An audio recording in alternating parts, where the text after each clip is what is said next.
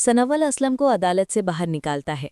जैसे ही पिया और असलम कोर्ट से बाहर आते हैं, असलम की आंखों में आंसू आ जाते हैं। असलम सनव्वल का हाथ पकड़कर कहते हैं, बेटा, अगर आज तुम ना होते तो मैं कभी इस झूठे केस से बाहर नहीं आ पाता। सनव्वल बस इतना ही कहता है, असलम साहब, अभी लड़ाई खत्म नहीं हुई है।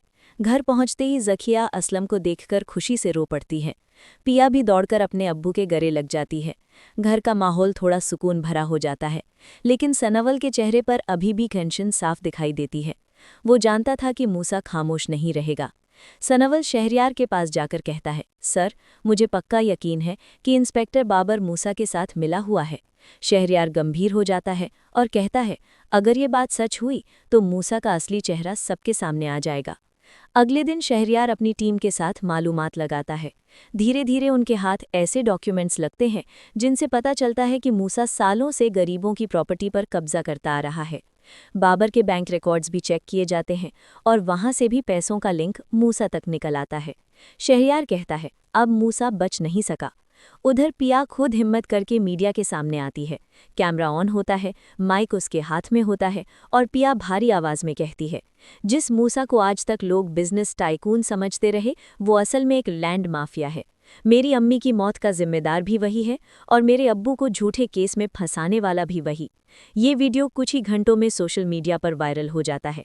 जैसे ही मूसा ये न्यूज़ देखता है, उसका खून खौल उठता है। गुस्से में वो अपने आदमियों को बुलाता है और कहता है, अगर पिया मुझे जलील कर सकती है तो मैं भी उसे बदनाम कर दूंगा। उसी रात मूसा पिया के खिलाफ एक फेक वीडियो बनवाता है और उसे सोशल मीडिया पर वायरल करवा देता है। कुछ लोग पिया पर सवाल उठाने लगते हैं, लेकिन सनव्वल पिया के साथ मजबूती से खड़ा रहता है। वो पिया से कहता है, तुम घबराओ मत, सच ज्यादा देर छुप नहीं सकता। शहरयार को जब फेक वीडियो का पता चलता है तो वो और तेज हो जाता है। वो उसी वक्त बाबर को बुलाता है और कहता है, अगर सच नहीं बताओगे तो नौकरी से जाओगे। डर के मारे बाबर मूसा की पुरानी फाइलें शहरयार को दे देता है। फाइलें देखकर शहरयार कहता है, अब अरेस्ट वारंट तुरंत निकलेगा। पुलिस बिना वक्त ज़ाया किए मूसा के घर पहुंचती है। मूसा भागने की कोशिश करता है, लेकिन पुलिस उसे गिरफ्तार कर लेती है। अदालत का दिन आता है। मूसा खुद को बचाने की कोशिश करता है, लेकिन सारे सबूत उसके खिलाफ होते हैं। जज गुस्से में कहते हैं, मूसा, तुम्हें फ्रॉड और गरीबों की प्रॉपर्टी पर कब्जा करने के जुर्म में 10 साल की सज़ा सुनाई जाती है। मूसा का चेहरा उतर जाता है। अदालत में वो असलम से हाथ जोड़कर माफ़ी मांगता है, लेकिन असलम कहता है, जिन जख्मों का तुमने नुकसान किया है उनकी कोई माफ़ी नहीं। उसी वक्त अलियार कोर्ट में आता है।